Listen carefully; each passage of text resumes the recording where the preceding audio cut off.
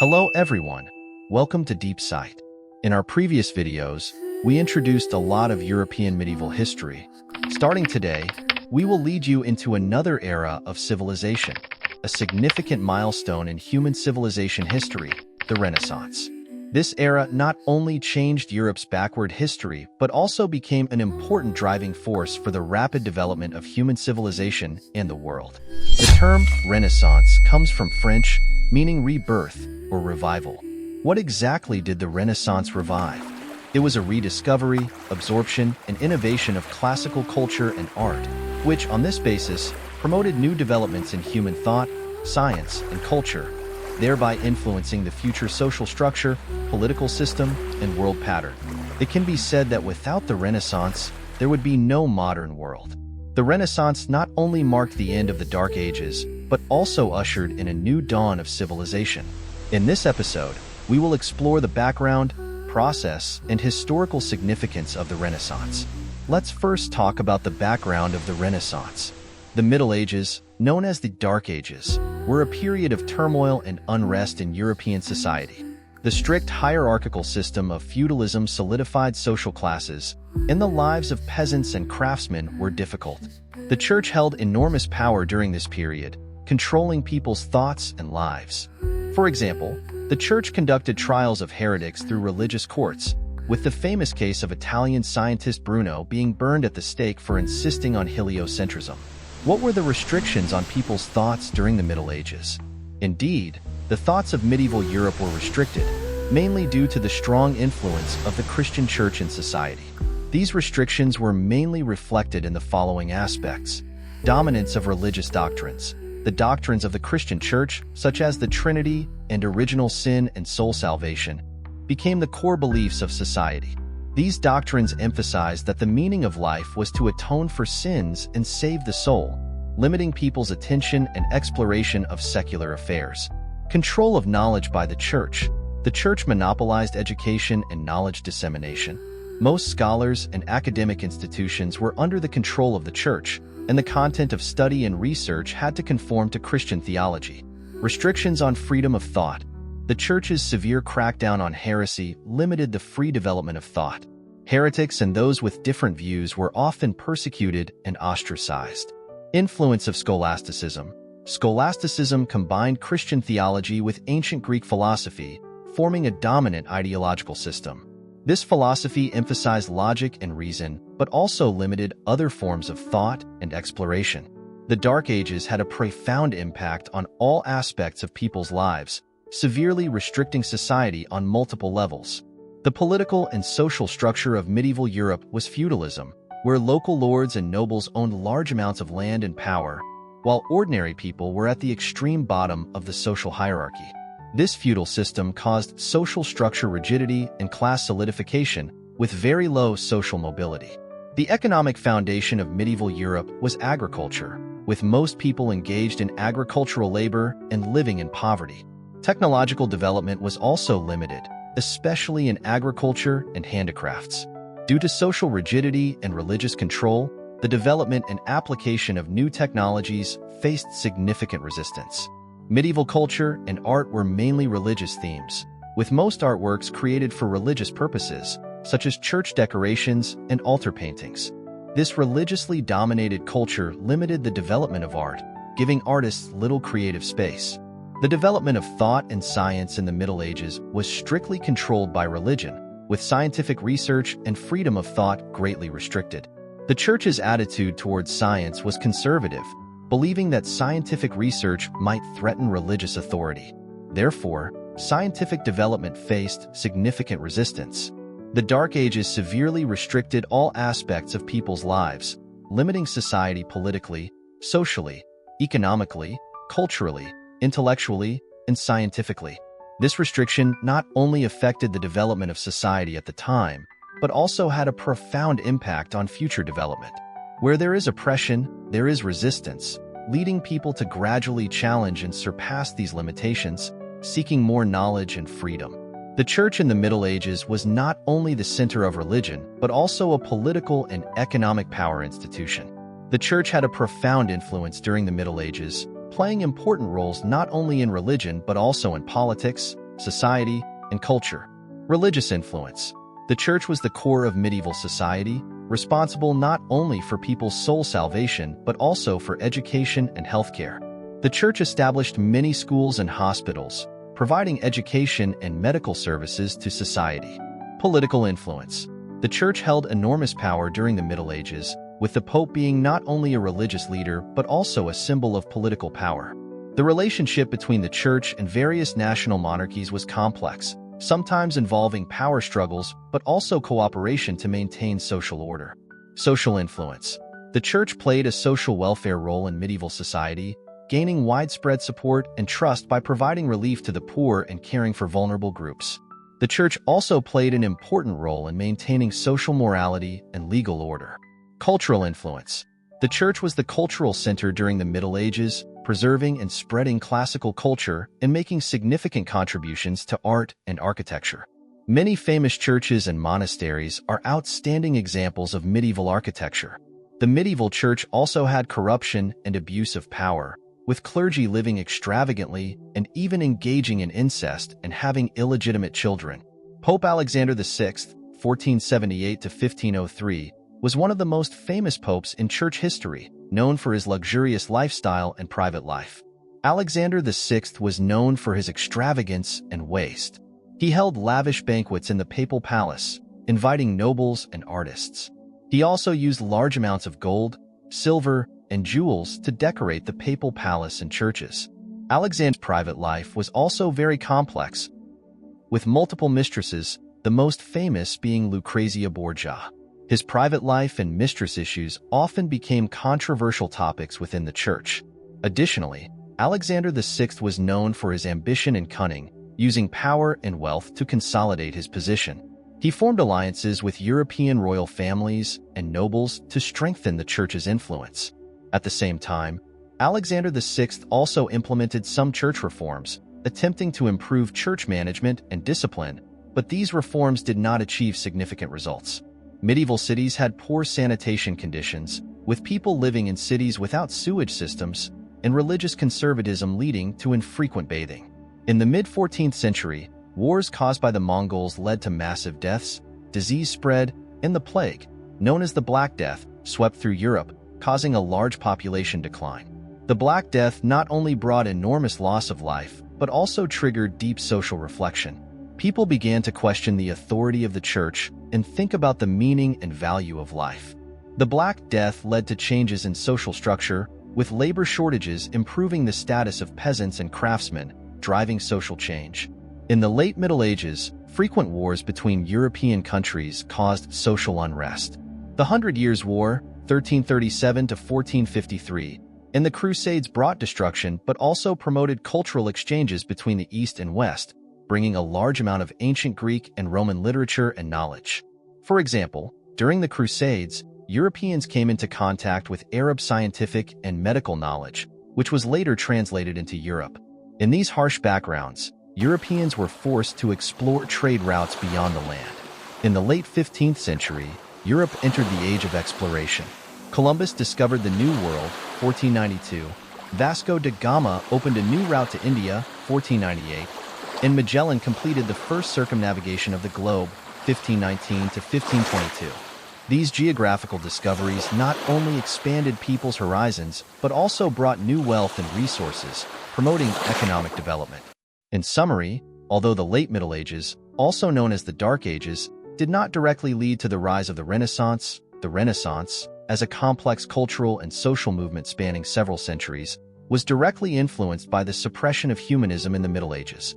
As people came into contact with the outside world, they began to rediscover classical culture and reignite a new passion for humanistic thought. The Renaissance was a product of this chaotic historical background, and its rise was a complex process influenced by several factors in addition to the background factors mentioned earlier. Economic conditions, the emergence of capitalism, and the development of a commodity economy provided the material foundation for the Renaissance. The emerging bourgeoisie, in order to develop their economic and political interests, needed to establish a new cultural system, thus investing in the development of art and academia. Cultural conditions. Italy's cultural background provided a good foundation for the Renaissance. Italy directly inherited Roman civilization and possessed a large amount of Greco-Roman cultural heritage, which was rediscovered and studied during the Renaissance. Rise of humanistic thought. Humanistic thought emphasized individual value and human capability.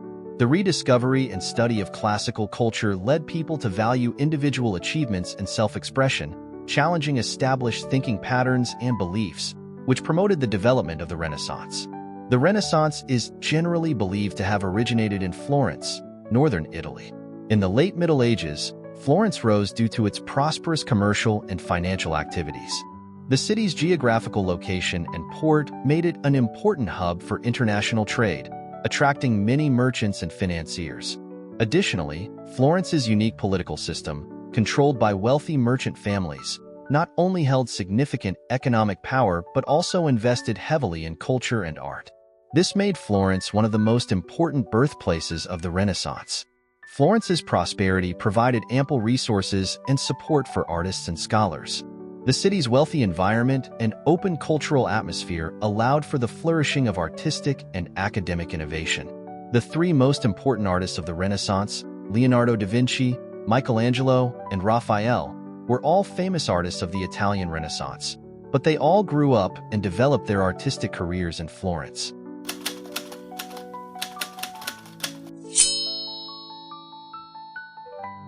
Leonardo da Vinci, 1452, was born in Vinci, Italy, but he received his artistic training in Florence and began his career there. Michelangelo, 1475, was born in Caprese, in the Duchy of Tuscany, now central Italy. He was 25 years younger than Leonardo and received his artistic training in Florence, where he created many works. Raphael, 1483, was born in Urbino but received his artistic training in Florence and began his career there. Florence was the best city in Europe at that time for receiving good artistic education and opportunities, and it was also the best choice for an artist to make a living and earn money. Florence was the center of art and culture, attracting many young artists to study and create. What was the status of artists in medieval Europe, and how did their income compare to today's society? In the Middle Ages, the status of European artists was not as high as it is today. Artists were often vassals serving religion and nobility, with their works mainly used for church and palace decorations. The identity and status of artists depended more on their patrons rather than their personal talent and creativity. However, with the arrival of the Renaissance, the status of artists gradually improved, and they began to be seen as independent creators rather than mere craftsmen. This change had a profound impact on the later development of art. Are you curious about the remuneration for paintings by masters like the three great artists of the Renaissance? You might be surprised by the answer. For example, when Leonardo, Michelangelo, and Raphael created frescoes in the Florence City Hall, their remuneration was relatively high compared to ordinary artists at the time. However, if we convert these remunerations to today's currency and consider inflation and other factors, their pay might seem very low. For instance, when Leonardo created The Last Supper in the Florence City Hall, his remuneration was about 3,000 lire, the currency unit at the time. Based on purchasing power parity, this is equivalent to about 30,000 euros today. In the Middle Ages, the remuneration for a painter varied by region and the painter's reputation. Generally, the pay for a portrait might range from a few gold coins to dozens of gold coins, depending on the painter's skill, the complexity of the painting, and the client's status. For example, nobles or wealthy merchants might pay higher fees. Even for a small painting like the Mona Lisa, the pay for a master like Leonardo would not be extraordinarily high. Leonardo could never have imagined that any of his casual sketches would be worth unimaginable wealth today, nor did he experience such luxurious living in his lifetime. In contrast, today's artist remuneration varies by region, type of work, and the artist's fame. Some top artists' pay can reach millions or tens of millions of dollars, especially in the high-end art market and international exhibitions. When discussing the Renaissance and Florence, we must mention the wealth and power behind it. The Medici family. The Medici family, House of Medici, was a famous banking and political family from Italy, with its influence mainly concentrated in Renaissance Florence. The Medici family originated in the Mugello region of Tuscany, Italy. The family's founder, Giovanni di Bicci de' Medici, established the Medici Bank in the early 14th century, gradually accumulating enormous wealth and power. The Medici Bank, founded in 1397, was one of the largest banks in Europe at the time, with business spanning Europe and the Middle East. The Medici family consolidated their political and economic power in Florence through banking. The most important figures in the Medici family were Cosimo dei Medici, 1389 to 1464. Cosimo was the leader of the Medici family, and he consolidated the family's power in Florence through banking and political maneuvers. Lorenzo dei Medici, 1449 to 1492, known as Lorenzo the Magnificent. He was a patron of many famous artists and scholars of the Renaissance, including Leonardo da Vinci, Michelangelo, and Raphael. As their economic power grew, the Medici family sought to expand their political influence. 4 members of the family became popes, including Leo X, Clement VII, Pius IV, and Leo XI. Moreover, the Medici family controlled Florence's political situation through marriage and political alliances, establishing an oligarchic regime that dominated local politics and economics. In the 16th century, members of the Medici family became rulers of the Grand Duchy of Tuscany, a position they held until the late 18th century. Although the Medici family was an important patron of the Renaissance, their rule was also accompanied by political intrigue and violence. The Renaissance was not only a revival of ancient culture, but also a challenge and rebellion against medieval church authority. Was the content of the Renaissance entirely new innovation? In fact, its origin was the rediscovery and revival of ancient Greek and Roman culture, but it was not merely a simple replication and reproduction. It involved recreating and innovating these ancient cultures. The rediscovery of ancient Greek and Roman culture during the Middle Ages was mainly achieved through the rediscovery of historical documents.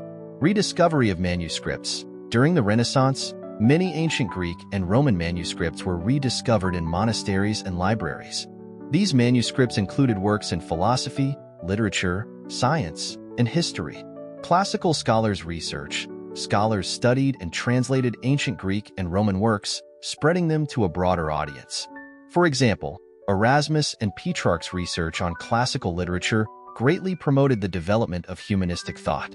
The process of rediscovering art also included borrowing from classical aesthetics. Renaissance artists borrowed aesthetic principles from ancient Greece and Rome, emphasizing human proportions, symmetry, and naturalism. For example, Michelangelo and Leonardo da Vinci's works demonstrated in-depth studies of human anatomy and dynamics. This was also reflected in architectural reforms, with architects readopting classical architectural elements such as Corinthian columns, arches, and domes. For example, Brunelleschi's dome of the Florence Cathedral and Palladio's villas showcased the influence of classical architecture.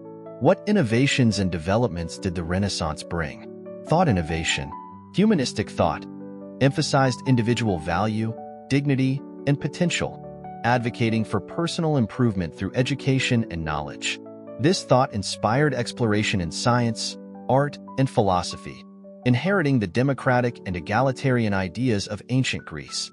Establishment of scientific methods. During the Renaissance, scientific methods gradually took shape, emphasizing the importance of observation and experimentation.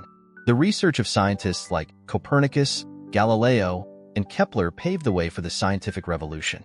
Imagine that our so-called technological progress today was actually completed in the past few hundred years, while a few hundred years ago, humans were still confused about whether the Earth or the Sun was at the center and whether the Earth was flat or round. Only by understanding our insignificance can we appreciate the grandeur of the universe. Artistic innovation. Development of perspective. Renaissance artists developed perspective techniques, making paintings more realistic and three-dimensional. For example, Leonardo da Vinci skillfully used perspective in The Last Supper to create a sense of depth. Focus on emotions and expressions. Artists began to pay more attention to the emotions and expressions of characters, making their works more expressive.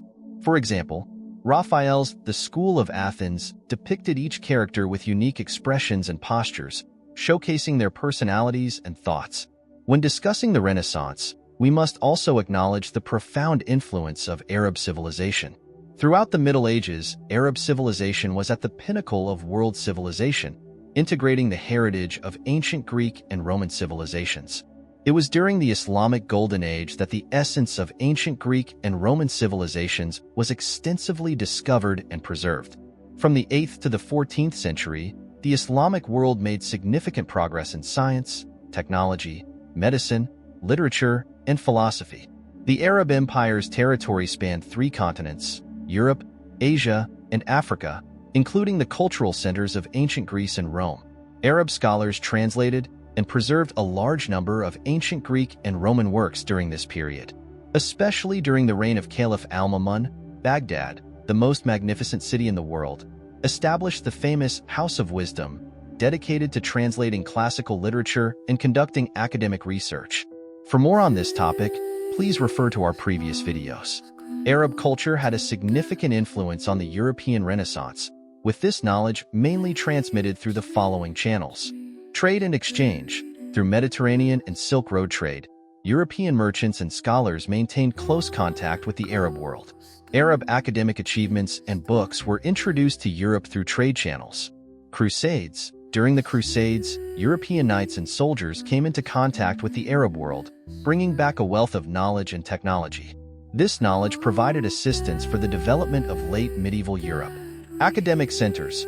Cities like Córdoba and Toledo in Spain became important centers for knowledge transmission, gathering many Arab and European scholars who jointly studied and translated classical literature.